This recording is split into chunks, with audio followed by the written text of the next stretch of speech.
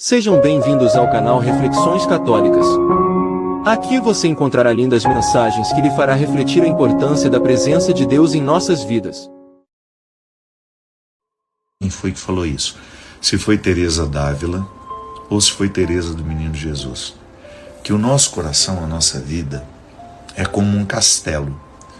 Lembram que os castelos medievais, por uma questão de segurança, eles eram construídos em algumas ilhas, ínsulas, que dificultavam a chegada até eles.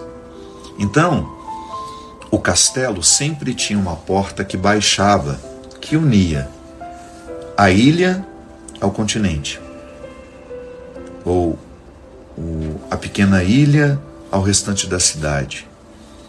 Então, toda vez que você baixa a porta do castelo, você está dizendo, pode passar. Venham para o meu espaço reservado. Né? Quando eu subo a porta, é porque eu não estou permitindo a passagem daquela pessoa. Então, o amor ao próximo, muitas vezes eu tive um desentendimento terrível com aquela pessoa. O que é cristão? Eu buscar a reconciliação, perdoar, porque também não é justo, não é honesto, não é fraterno você não dar o direito à pessoa de ouvir o que você tem a dizer. E nem tampouco você... não preciso nem... Tampouco você não ouvir o que a pessoa tem a dizer. Mas a partir do momento que o outro disse, você disse, a reconciliação foi possível? Tá bom. Nós nos reconciliamos, o perdão aconteceu, mas eu não tenho a obrigação de conviver, de trazer para a minha vida de volta. Se eu cheguei à conclusão de que aquela pessoa não me faz bem. Da mesma forma como eu também deveria ter o esclarecimento de não esperar nem o outro pedir por isso, de dizer, eu não vou mais participar da sua vida, eu estou saindo, por quê? Eu já identifiquei que eu faço mal a você. Você já imaginou como nós viveríamos melhor se nós tivéssemos a sabedoria de exigir isso do outro e de reconhecer o momento que nós também precisamos sair da vida do outro? Por exemplo, você já identificou que não ama aquela pessoa, mas você trava a vida dela com um relacionamento de vai e vem constante. Por quê? Porque a outra pessoa, de alguma forma, corresponde às suas carências. Quando você sente saudade, você vai lá e faz o que você quer fazer, e a companhia dela é agradável, aí você se enoja, vai embora, vive a sua vida e deixa a outra pessoa lá, achando que ainda participa daquela história com você. E você só está curando suas carências com aquela pessoa. Não é justo. Eu deveria, no momento, por exemplo, tenho um relacionamento, estou dando um exemplo, eu tenho um relacionamento, eu não gosto mais daquela pessoa, mas de vez em quando eu curo minhas carências com ela. Então eu não termino nem começo. Eu não dou continuidade ao relacionamento, nem faço questão de terminar. Porque de alguma forma... Vocês estão reclamando da voz? Será que é o microfone? Porque de alguma forma eu estou objetificando aquela pessoa na minha vida. Eu faço as minhas visitas esporádicas para manter aquele vínculo para a minha comodidade. Mas de repente a outra pessoa me ama e acredita que eu vou ficar com ela, quando na verdade eu já decidi há muito tempo que eu não quero continuar com ela. Só que aí, no exercício de falta de caridade, eu não esclareço com aquela pessoa. Isso é de uma crueldade sem tamanho, minha gente. Já identificou que não quer mais aquela pessoa? Então, quando vier a sua carência e você sentir vontade de mandar uma mensagem, sentir vontade de fazer um telefonema, para convidar para fazer alguma coisa, ou para você ter o que você quer dela, não faça. Tenha a grandeza de alma de reconhecer que sair de cena da vida das pessoas é uma atitude de amor. Às vezes o que o outro espera de você, é que você tenha a nobreza de alma de dizer: eu não amo o suficiente para estar aqui. Eu só estou voltando para ter o que eu quero de vez em quando. E estou fazendo você, transformando você no objeto da minha satisfação. Não é justo. Não é justo. Então, delimitar o espaço do outro, também você dizer isso: olha, quando você identificar que o outro está fazendo com você o mesmo que muitas vezes nós fazemos com um objeto que não tem mais utilidade, estabeleça um limite. Cadê a dignidade? Eu falo muito disso nos nossos shows ultimamente, né? É a primeira fala do show, a primeira coisa que a gente canta os sambas, que a gente provoca aquela alegria inicial. Quando entra a música Hoje Livre Sou, o primeiro discurso é sobre isso. A importância do amor próprio como uma forma de viver e experimentar o amor de Deus em nós. Como é que o amor de Deus se manifesta na nossa vida? Isso parece tão teórico. Por meio do amor próprio. E eu sei que muitas vezes você escutou que você tem que ter um desprezo por você. O cristianismo já fez muito esses discursos equivocados. Não, você não tem que ter desprezo por você. Deus não quer isso. Deus quer que você reconheça o seu valor, porque é a dignidade dele em você. É isso que te faz tão especial. Então, quando você se ama, o seu olhar fica mais atento para identificar uma relação objetal. Quando você se ama, você fica muito mais perito em reconhecer o crime do sequestro da subjetividade. Quando o outro não ama, ele está querendo apenas sequestrar a sua subjetividade para obter os favores que ele quer, para muitas vezes usar você. Então, cortar as pessoas, delimitar o espaço delas, não significa passar a odiá-las, não. Aliás, a gente não deveria odiar ninguém, porque o ódio é um sentimento que nos intoxica. E eu, por exemplo, quando eu odeio alguém, eu estou perdendo a oportunidade de amar um outro. Porque é o mesmo impulso na fonte. A psicologia nos ensina isso.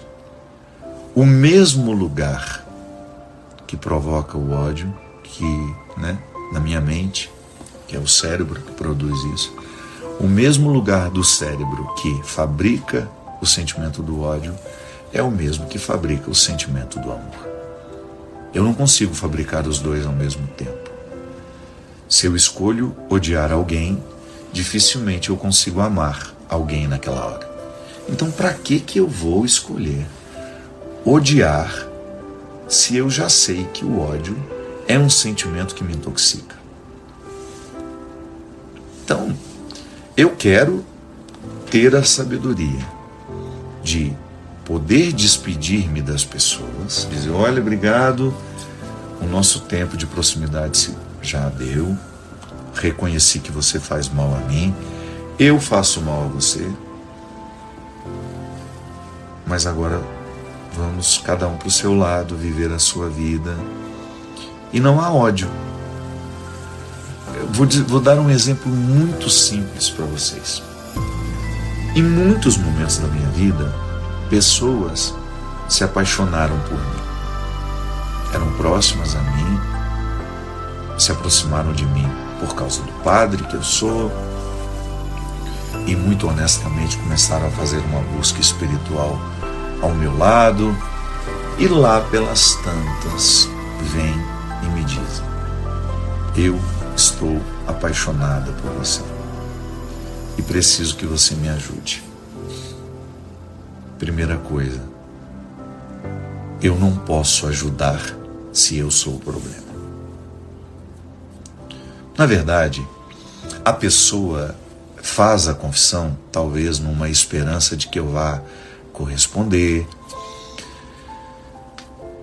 ou vai fazer aquela confissão numa esperança de que eu realmente vá ajudá-la a superar. Gente, mas é impossível. Eu não posso cuidar emocionalmente de uma pessoa cujo problema sou eu. Eu não posso cuidar espiritualmente de uma pessoa cujo problema sou eu. Então a primeira coisa que eu digo é, por gentileza, se afaste e tente organizar isso que você está vivendo, já que eu não tenho interesse de deixar a minha vida e assumir, né, uma outra forma de viver. Estou muito feliz aqui, obrigado. E quero que a outra pessoa esteja também. Eu não posso ajudar alguém se eu sou o problema dela. Então, de que maneira nós precisamos ter... de que maneira nós podemos lidar com a necessidade de neutralizar pessoas com o amor ao próximo? Primeira coisa é identificando que quando você neutraliza, você não está odiando. Você apenas levantou a porta do castelo e está impedindo que aquela pessoa continue trazendo os lixos emocionais dela. Porque eu não sou lixeiro. Eu não sou lixeiro emocional de ninguém.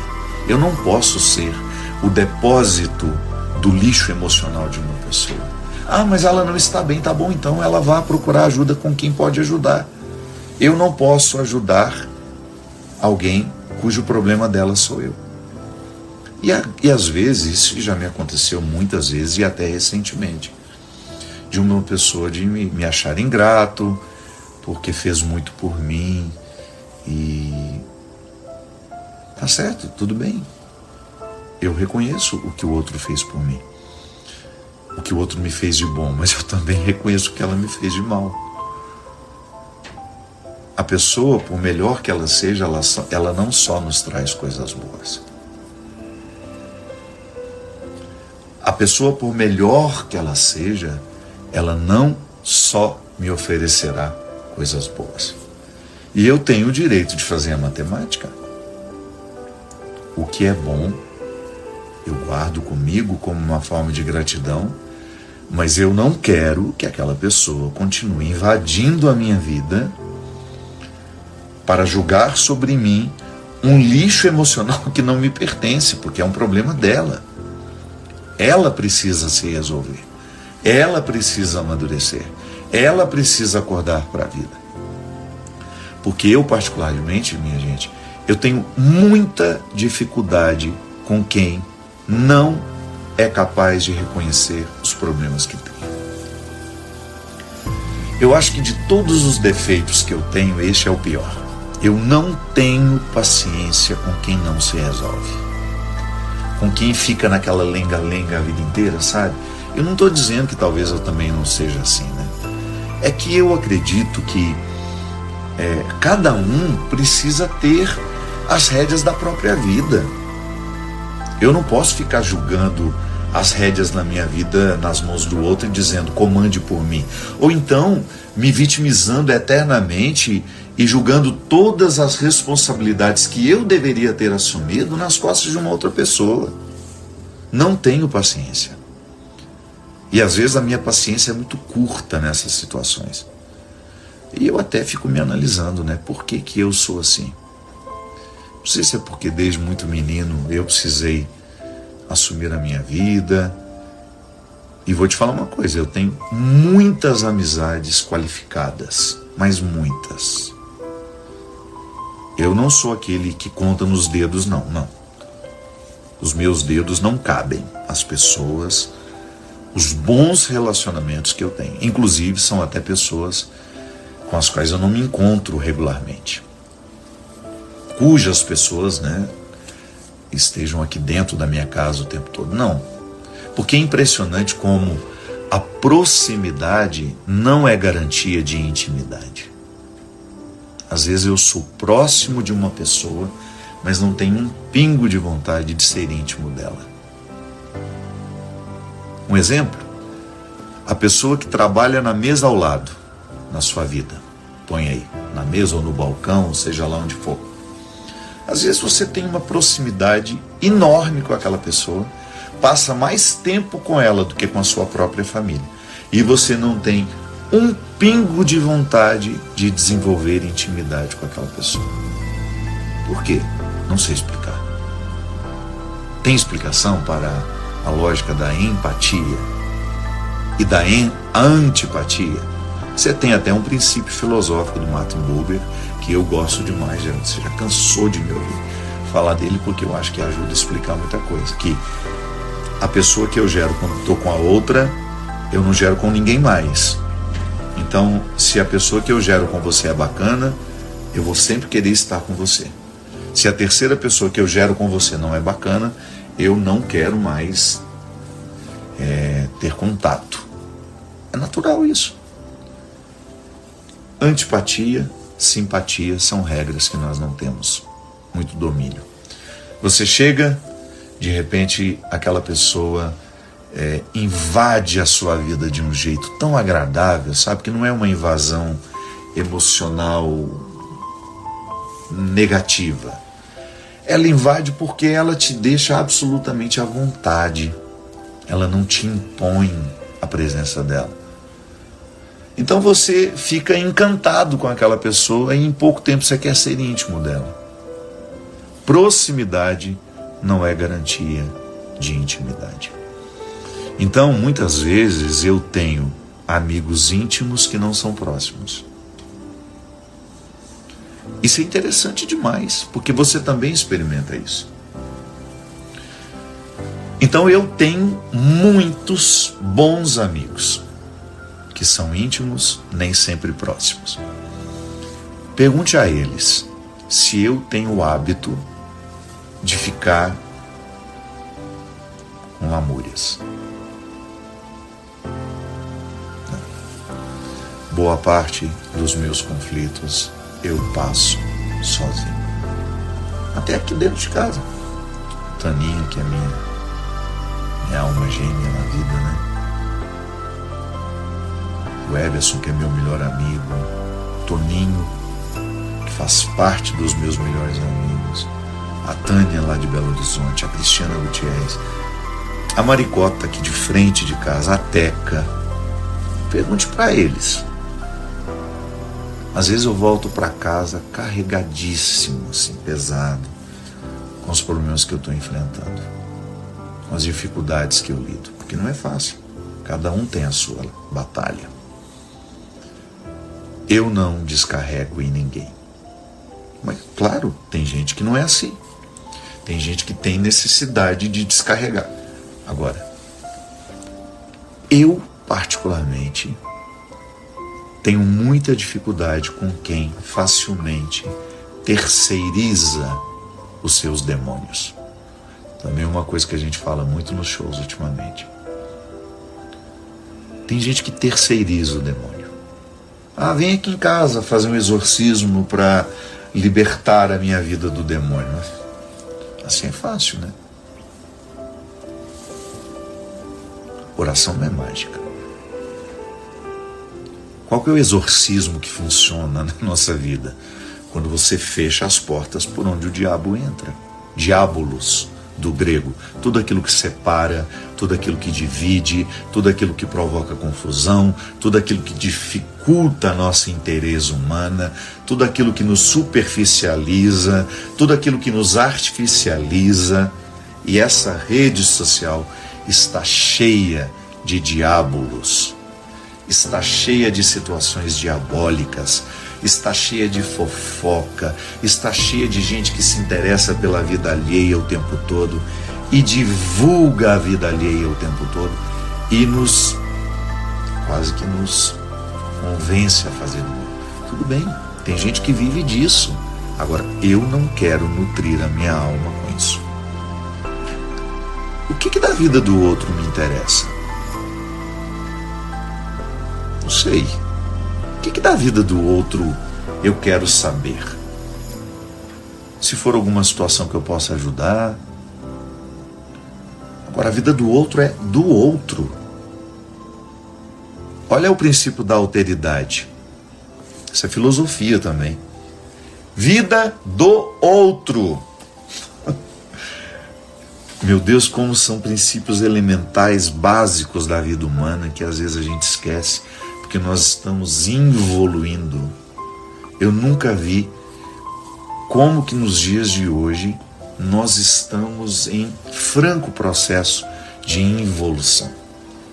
Parece que nós estamos retornando a alguns estágios, ou porque o cérebro continua aqui, né? Ele evoluiu, mas as regiões primitivas dele estão todas aqui, em mim e você. Basta você permitir que esta área do cérebro assuma o comando e você volta a ser um viking. Você volta a ser aquele estágio da evolução que matava o vizinho porque ele era diferente de você. Basta você permitir que esta região do cérebro assuma o seu comando e você se torna uma pessoa intolerante, irracional, já que o que nos caracteriza é a racionalidade, e a racionalidade compõe tantas coisas maravilhosas, inclusive a capacidade de não ser racional em alguns momentos, né, e permitir que a fé nos leve. Até para ter fé você precisa ser racional. A razão é que te dá condições de não escolher naquele momento precisar de algo concreto. Até para crer em Deus eu preciso ser racional. Fora da racionalidade não há fé. A esperança é um conceito que a razão me ajuda a elaborar. A compaixão é um dos princípios mais elaborados que a razão é capaz de despertar. A compaixão é super elaborada. Não é pouco, não. Por isso que em alguns momentos do meu livro, eu acho que é logo na abertura do meu livro, eu falo que quando nós estamos diante de uma criança que nasce, nós temos 2 motivos para cuidar dela. Primeiro, porque nós somos movidos pela compaixão, a indigência, né, de uma criança, ela não pode fazer nada por ela mesma. Então isso enche o meu coração de compaixão. Nossa, eu quero cuidar dela. O amor me invade imediatamente, mesmo sem conhecer aquela criatura. Eu sei que se eu não cuidar dela, ela morre. Em um dia, uma criança morre se não for cuidada. Então, a minha compaixão é capaz de me fazer decidir cuidar dela. E aí é lindo o que eu vou viver. Difícil? É. Mas a compaixão, quando está por baixo de tudo, como base, tudo que eu vou viver com aquela criança vai ser bonito. Por mais difícil que seja, vai valer a pena. E a outra possibilidade é a culpa. Eu não cuido porque eu amo. Eu cuido porque eu não quero me sentir culpado por não cuidar. Isso é tão comum. E nós chamamos isso de amor. Não é amor. É medo de se sentir culpado. Muitas vezes eu faço não é porque eu amo, é porque eu não quero me sentir culpado. Eu vou lá, por obrigação eu faço. Tá bom, tem valor nisso? Pode ter.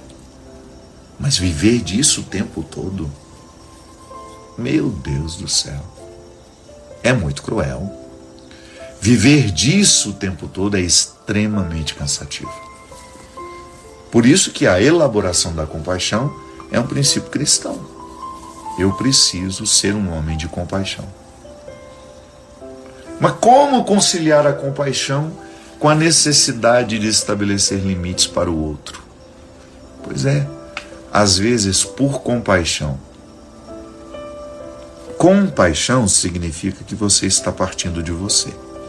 Então você tem um amor por você que se manifesta no amor pelo outro. Olha aí o primeiro mandamento e o mais importante de todos. Amar a Deus sobre todas as coisas e ao próximo como a si mesmo. Não tem como separar os 3 amores, viu? Não tem. Às vezes eu escuto umas pessoas aí separando e dizendo que o amor a Deus acima de todas as coisas não inclui o amor ao próximo. Jesus não se daria o trabalho de resumir um mandamento se só a primeira parte do mandamento fosse importante. Não.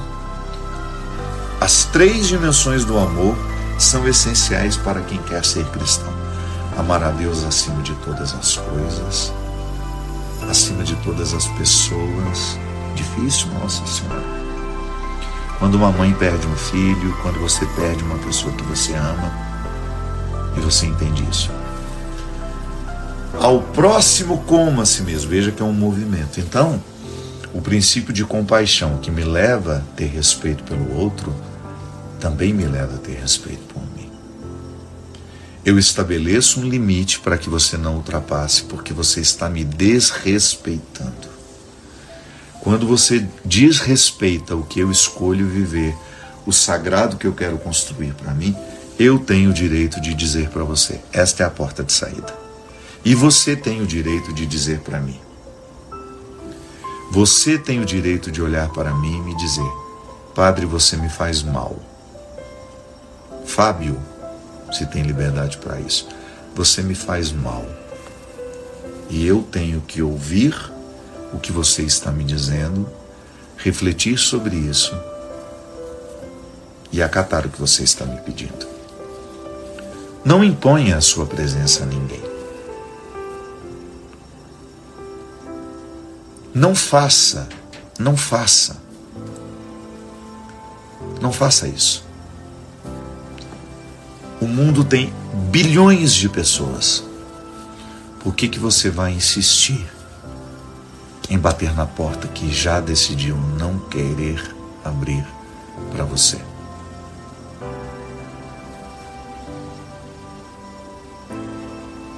Permita que o outro pense também assim. Quando você for convidado a se retirar da vida de alguém, reveja o que fez aquele alguém pedir que você se retirasse, para que você não continue errando com os outros. De repente você descobre que no ambiente em que você trabalha, você já brigou com 70% das pessoas. Ou então você descobre que na sua família todos estão brigados com você. Será que não vale a pena você se perguntar, o problema é comigo? O problema está em mim? O problema está neles? Quando você perceber que a porcentagem aumenta diariamente de pessoas que têm dificuldade com você, tenha coragem de se perguntar, o problema está em mim ou o problema está neles? Eu estou afastando as pessoas, ninguém está querendo ficar perto de mim. Eu achei tão bonitinho o seu Itamar, aquele senhor que eu pedi que renovasse as promessas do meu batismo lá no Rio Jordão. Tem até um vídeo dele muito lindo. O seu Itamar se tornou um grande amigo, um peregrino. Eu entrei na vida dele no momento em que o filho dele se matou. Depois do suicídio do filho, ele descobriu o meu trabalho, o meu ministério, e segundo ele, eu o ajudei a se reerguer. E hoje ele é um dos meus peregrinos que viaja comigo, que está sempre comigo, sempre que ele pode. E nesta última peregrinação que nós fizemos para a Itália, o seu Itamar me deu um testemunho muito lindo. Ele disse assim, Padre Fábio, eu estou tendo muitas pessoas perto de mim. As pessoas estão querendo ficar perto de mim.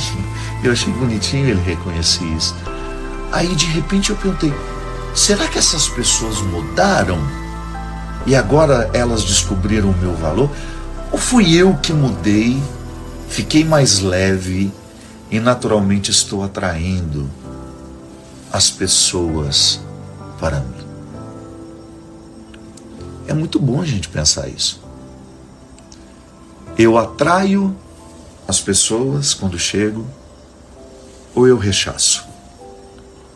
A minha maneira de ser, de lidar comigo, é atraente aos olhos dos outros? Ou eu sou uma pessoa dificílima que as pessoas não escolhem passar por perto? Bom, gente, eu faço o tempo todo uma reflexão. Eu sei das dificuldades que eu tenho comigo. E sei de como ao longo da minha vida, nossa, de maneira especial, há uns 5, 6 anos, nossa, como eu estava péssimo com os outros. Por quê? Porque eu estava péssimo comigo. Quando eu sou ruim para mim, eu sou ruim para o outro. Mas acredite, quando eu sou ruim para o outro, eu sou 10 vezes mais ruim comigo. E eu me lembro que há uns 5, 6 anos eu estava um fardo para mim.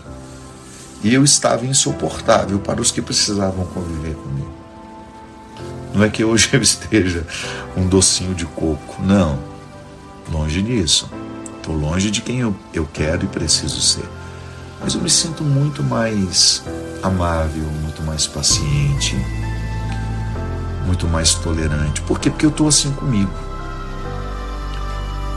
E eu estou mais esclarecido também, sabe? Estou mais esclarecido. Há momentos em que, quando eu percebo que o outro está invadindo um lugar que para mim é sagrado, ou está tentando me fazer orbitar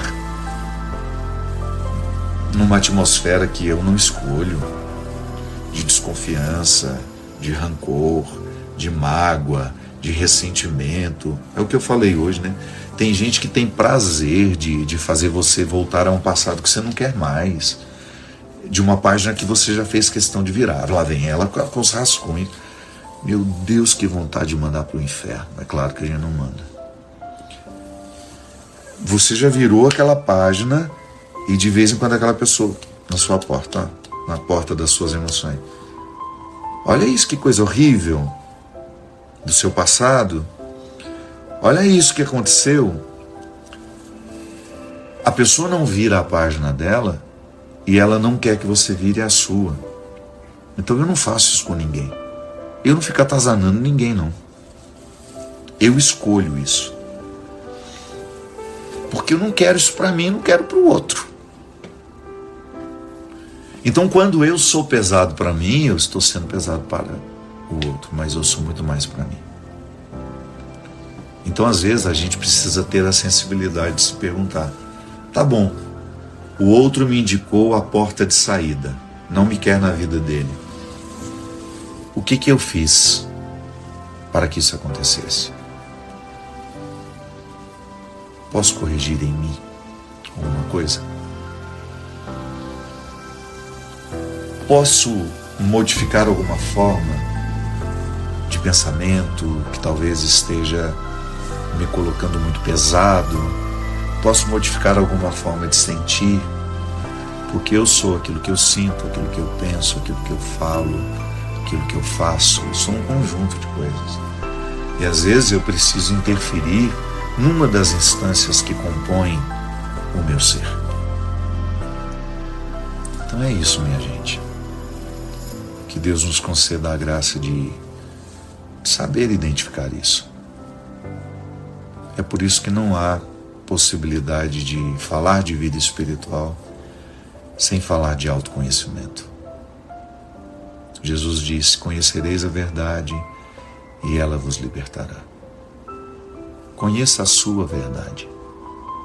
Investigue-se ao máximo. Quando sentir ciúme de alguém, tente saber por que você sente ciúme. Quando sentir raiva de alguém, tente saber por que eu estou sentindo tanta raiva. O que o outro desperta em mim de tão raivoso? É o Espírito Santo que faz isso em nós. A vida no Espírito, né? A vida na graça de Deus, ela sempre nos inspira o autoconhecimento. Os santos podem ter certeza, precisaram trilhar o difícil caminho do autoconhecimento. Ninguém chegou à glória dos altares sem ter penado nos divãs que não existiam como hoje existem, nos divãs da vida. Eu nunca também tive a oportunidade de me curar muito nos divãs. A minha única experiência em ser terapeutizado pelos meios formais da psicologia, eu era muito jovem, não soube aproveitar, e depois eu fui descobrindo os divãs, né, da vida que eu tenho aqui nos meus livros, nos filmes que eu escolho ver, nas coisas, nas pessoas com quem eu escolho conversar. Aos poucos a gente vai vivendo o processo natural da terapia. Você vai descobrindo que amigo de verdade é o melhor terapeuta que nós temos. E da mesma forma como nós não podemos pensar que eu tenho o direito de julgar todos os meus problemas nas costas do terapeuta, eu também não posso julgar nas costas dos meus amigos aquilo que me diz respeito. Ó Deus de amor e de poder, vós que conheceis o nosso coração, a nossa vida, ajudai-nos a trilhar a experiência do autoconhecimento, para que por meio dele nós tenhamos acesso àquilo que em nós é desconhecido de nós mesmos,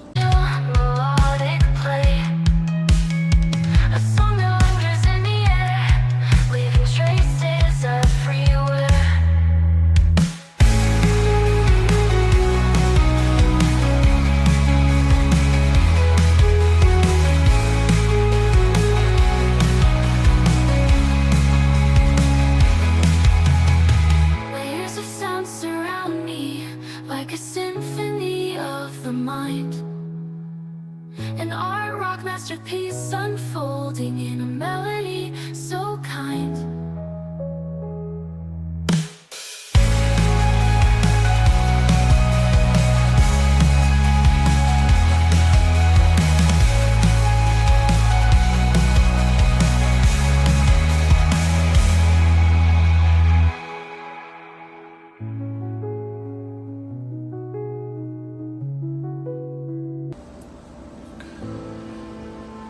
e que, tendo acesso ao que é desconhecido, pelo movimento da verdade, nós tenhamos condições de reassumir o controle, para que a melhor parte de nós nos comande. Eu não quero, Senhor, ser um navio sem leme, sem timão. Eu quero ser um navio que enfrenta os altos mares,